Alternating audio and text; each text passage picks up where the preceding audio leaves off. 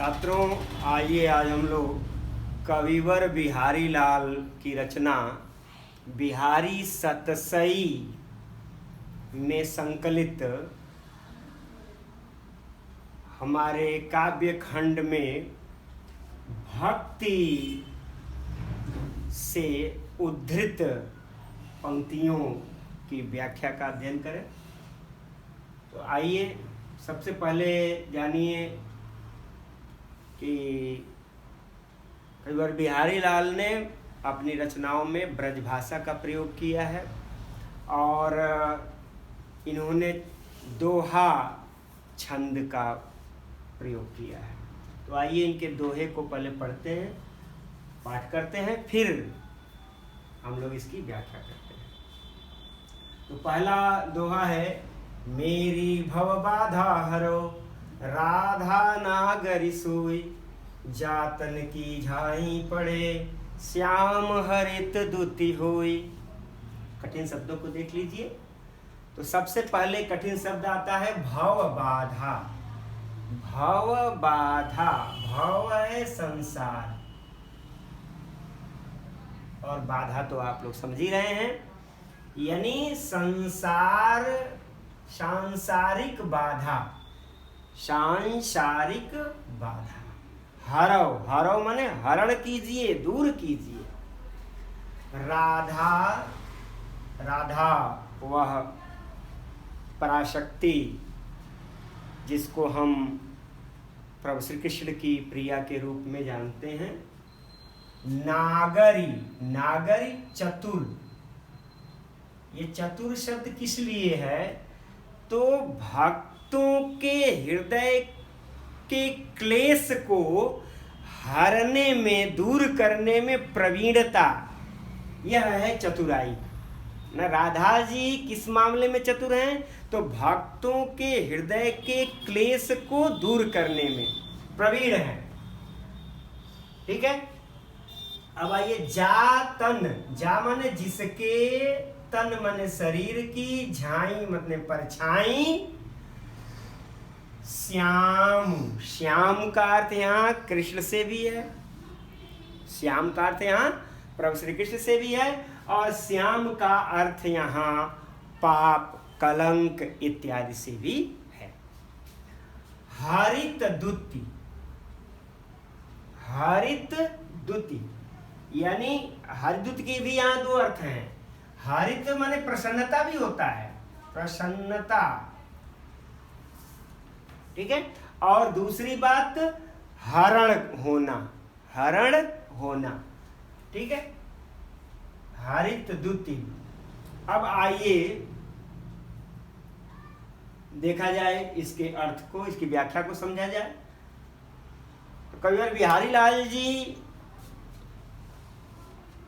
अपने परम प्रभु श्री कृष्ण की प्रिया श्रीमती राधिका जी का ध्यान करते हुए कहते हैं कि वह राधा, वह राधा जो भक्तों के क्लेश को दूर करने में प्रवीण हैं, जिनकी परछाई मात्र पड़ने से हृदय के सारे क्लेश हरित हो जाते हैं, दूर हो जाते हैं, वे हमारी सांसारिक बाधाओं को भी दूर करें। एक अर्थ तो ये हो जाएगा क्या? तो कविवर बिहारी लाल जी राधा जी की स्तुति करते हैं और वह स्तुति क्यों करते हैं?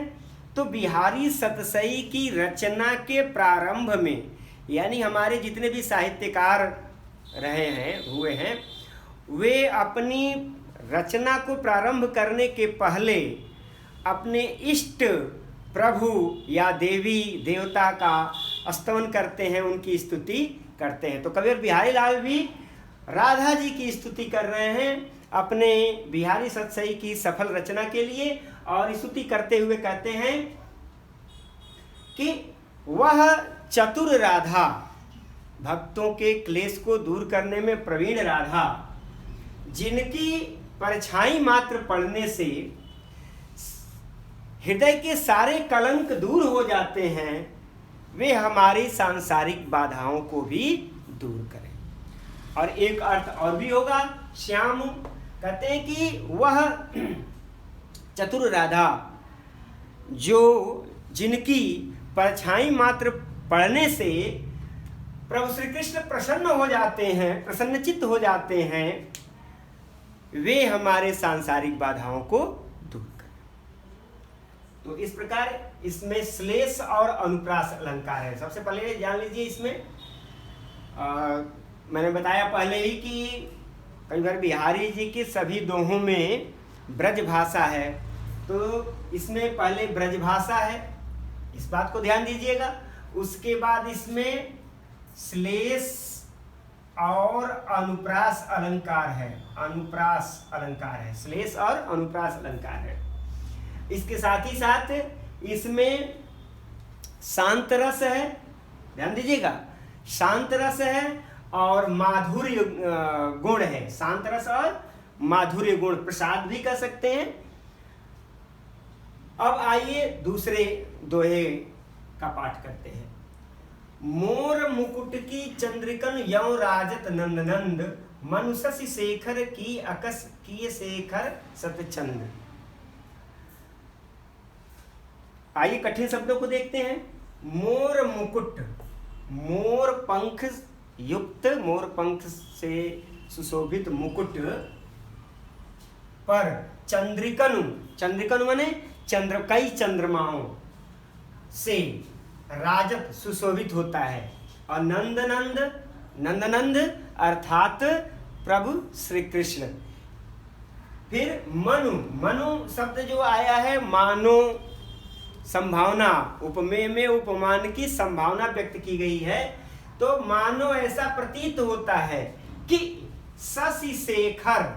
अब आइए, शशि शेखर शब्द है, शशि शेखर, शशि शेखर से तात्पर्य है भगवान शिव,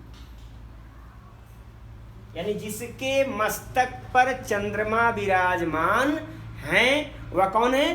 तो भगवान शंकर हैं। तो शशि शेखर की अकस, अकस का अर्थ होता है प्रतिबिंब, अकस का अर्थ होता है प्रतिबिंब।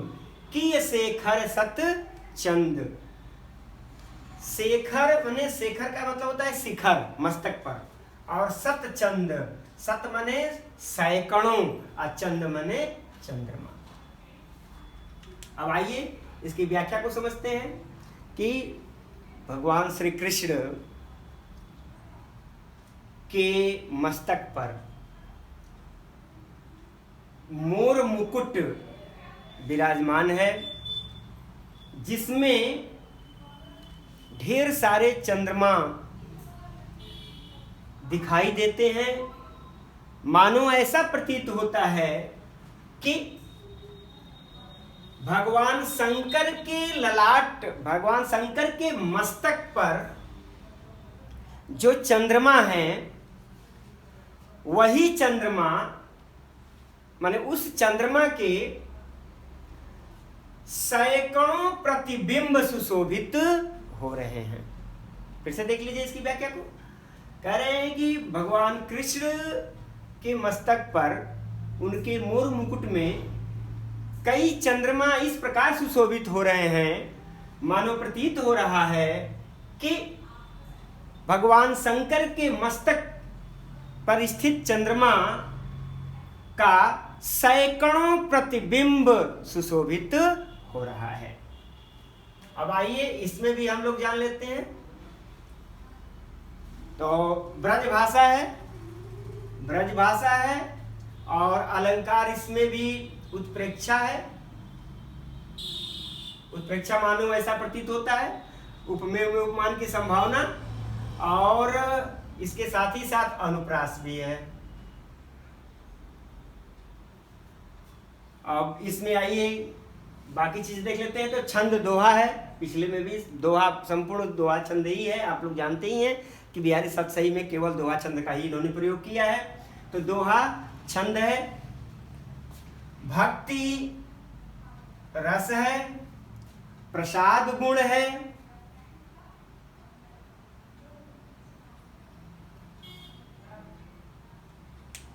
तो इस प्रकार ये दूसरा दोहा हो गया। अब तीसरे दोहे पर चलते हैं। सोहतोड़े पीतुपट श्याम सलोने गात, मनहु नील मणि शैल पर आतप पर्यों प्रभात।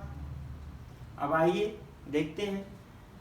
सोहतु, सोहतु का अर्थ होता है सुशोभित होना, ओढ़े, ओढ़े हुए या धारण किए हुए, पीतु पीला, पट वस्त्र, श्याम सांवले, सलोने सुंदर, गात शरीर।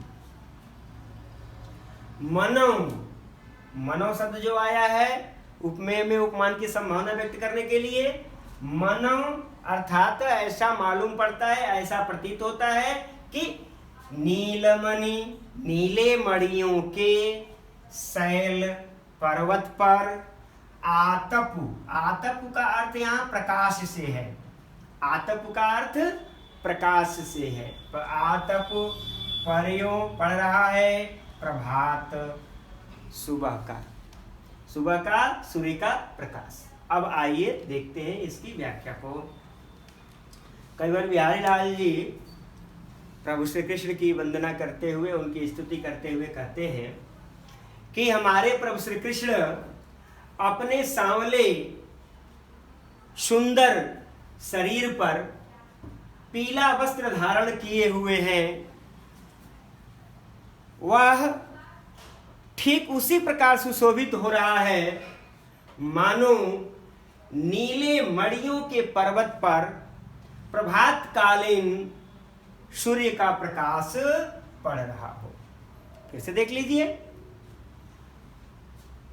हमारे प्रभु श्री कृष्ण अपने सुंदर सांवले शरीर पर पीला वस्त्र ओढ़े हुए, धारण किए हुए ऐसे सुशोभित हो रहे हैं कि प्रतीत होता है मानो कि नीले मणियों के पर्वत पर प्रभात कालीन सूर्य का प्रकाश पड़ रहा हो।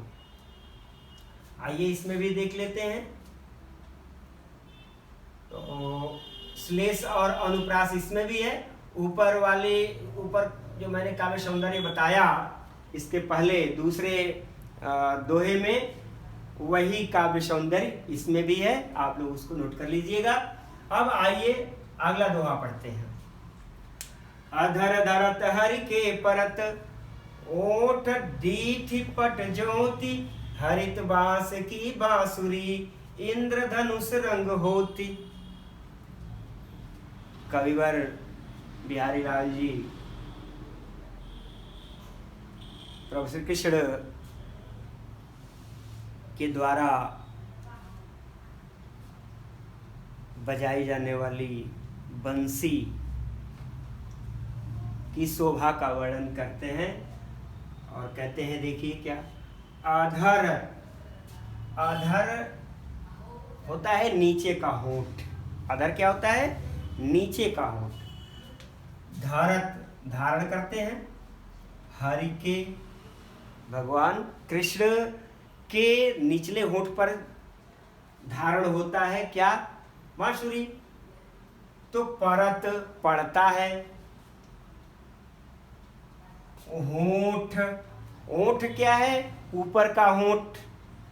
तो ऊपर के होंठ, और फिर ऊपर का होंठ, होंठ कैसा किस रंग का होता है? तो लाल रंग का होता है।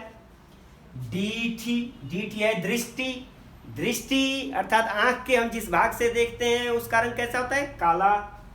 तो दीठी अर्थात काला। और उनका वस्त्र कैसा है? पट, पट कैसा है? पीला। यानी कौन कौन से रंग हैं? लाल, काला और पीला। ये तीन तरह के रंग, तीन तरह के रंग का प्रकाश किस पर पड़ता है? तो हरित बांस की बांसुरी, हरे रंग के बांस की बांसुरी पर पड़ता है। तो एक रंग और आ गया, कौन सा? हरा रंग। यानी कि लाल, काला, पीला और हरा रंग, और इन सब का जो प्रतिबिंब पड़ता है, इनका जो प्रतिबिंब बनता है वह इंद्रधनुष रंग होत, वह एक इंद्रधनुषी छटा बना देता है, इंद्रधनुषी सौंदर्य बना देता है। ध्यान दीजिएगा, कई बार बिहारी लाल जी कहते हैं कि जब हमारे प्रभु श्री कृष्ण अपने होठों पर हरे रंग की बांसुरी, हरे रंग की बांस की बांसुरी धारण करते हैं, तो उनके होठों का लाल रंग, नेत्रों का काला रंग और उनके वस्त्रों का पीला रंग का ऐसा संयोजन होता है कि इंद्रधनुषी सौंदर्य दिखाई देने लगता है। तो इन पंक्तियों में बिहारी जी ने अपने रस संयोजन की चतुरता को प्रदर्शित किया है। तो तदगुण वैसा हो जाता है, वैसा हो जाता है, इसलिए यहां अलंकार हो जाता है तदगुण। और अनुप्रास, अनुप्रास आपको सब दोहे में मिलेगा। तो ऊंट, दीठ, पट, ये सारे चीज अनुप्रास के उदाहरण हैं आपके। अधर अधर। तो आइए बाकी सारे काव्य सौंदर्य के तत्व जो हैं वह पहले वाले ही हैं, केवल अलंकार में एक बदलाव आ जाता है। इसमें तदगुण अलंकार और अनुप्रास अलंकार मिलते हैं। अब आइए अगले दोहे पर। या अनुरागी चित्त की गति समझे नहीं कोई, जो जो बूढ़े श्याम रंग त्यों त्यों उज्ज्वल होई। अब आइए पहले इसके कठिन शब्दों को देखते हैं। अनुरागी, अनुरागी का अर्थ होता है प्रेमी, चित्त हृदय, गति चाल, समझे नहीं कोई। ज्यों ज्यों जैसे जैसे बूढ़े डूबता है श्याम रंग। अब यहां श्याम के दो अर्थ हैं, श्याम के दो अर्थ हैं, लेकिन यहां श्याम का एक अर्थ जो लिया जाएगा वह लिया जाएगा भगवान कृष्ण। रंग त्यों तो उज्ज्वल होए, वैसे वैसे वह और उज्ज्वल होता चला जाता है, निष्कलंक होता चला जाता है, निर्मल होता चला जाता है। अब आइए इसकी व्याख्या को समझते हैं। यहाँ कविवर बिहारी लाल जी कहते हैं कि हमारे परम प्रभु श्री कृष्ण के जो प्रेमी लोग हैं, उनके प्रेमी हृदय की जो चाल है, जो गति है, उसको कौन समझ सकता है। यानी प्रभु श्री कृष्ण के प्रेम में लीन, श्री कृष्ण के प्रेम में लीन हृदय वाले लोगों के गति को कौन समझ सकता है। यानी कि जो लोग प्रभु श्री कृष्ण के प्रति अपना प्रेम रखते हैं, तो वो जितना ही उनसे प्रेम करते चले जाते हैं, जितना ही उनका प्रेम उनमें डूबता चला जाता है, उनका हृदय निष्कलंक होता चला जाता है। यानी उनके हृदय में किसी भी तरह का कोई कपट, कोई कलंक नहीं रह जाता है। फिर से देख लीजिए, उस प्रेमी हृदय की गति कौन समझ सकता है, अर्थात कोई नहीं समझ सकता है। वह प्रभु श्री कृष्ण से के प्रति प्रेम रखने वाला व्यक्ति जैसे जैसे प्रभु श्री कृष्ण के प्रेम में डूबता चला जाता है, वैसे ही वैसे उसका हृदय निष्कलंक होता चला जाता है। अब आइए, चूंकि यहाँ श्याम रंग है, तो श्याम रंग में डूबने वाला उज्जवल कैसे हो सकता है, तो यहाँ विरोधाभास भी है। ठीक है, तो आइए इसमें श्लेष अलंकार है और विरोधाभास अलंकार है। श्लेष और विरोधाभास, श्लेष और विरोधाभास, ध्यान दीजिएगा, इसमें अलंकार है। बाकी सारी चीजें ज्यों की त्यों ऊपर से ही आएंगी। अब आइए अगला दोहा पढ़ते हैं। तो लघु मनया सदन में हरियावे की बाट, बिकट जटे जो लघु निपट खुटे न कपट कपाट। अब आइए कठिन शब्द को देखते हैं। जौलघु, जौलघु माने जब तक, मन या सदन में, मन रूपी घर में, मन रूपी घर में, तो रूपक होगा यहाँ पे।